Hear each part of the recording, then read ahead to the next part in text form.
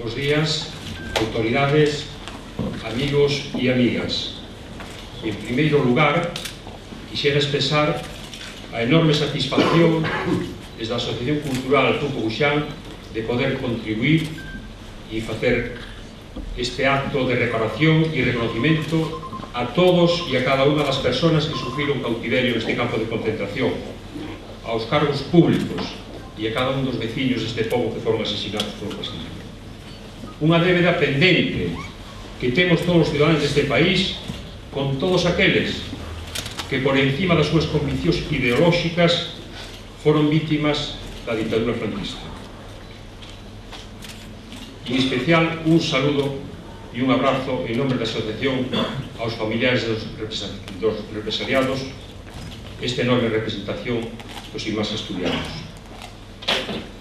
Quixera tamén decir que a recuperación, a restauración democrática no Estado español non foi un produto do azar, como moitos din, ou pensen que foi solamente nunhas fechas determinados con concurso de personalidades.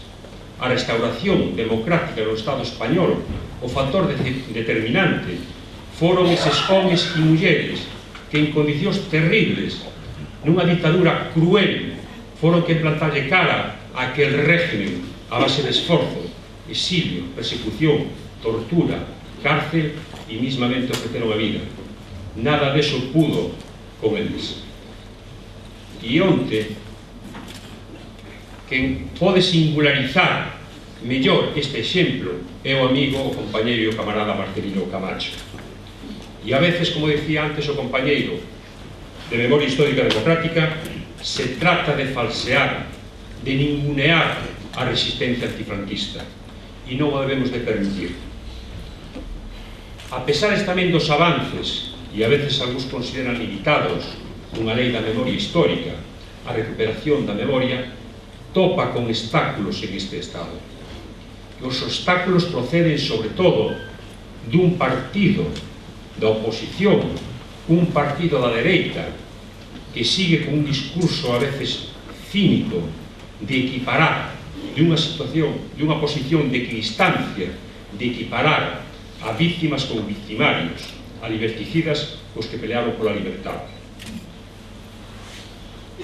En todo caso, para nós isto sí que constituye un elemento perturbador e un elemento inquietante nun sistema democrático polo seu dubidoso compromiso democrático.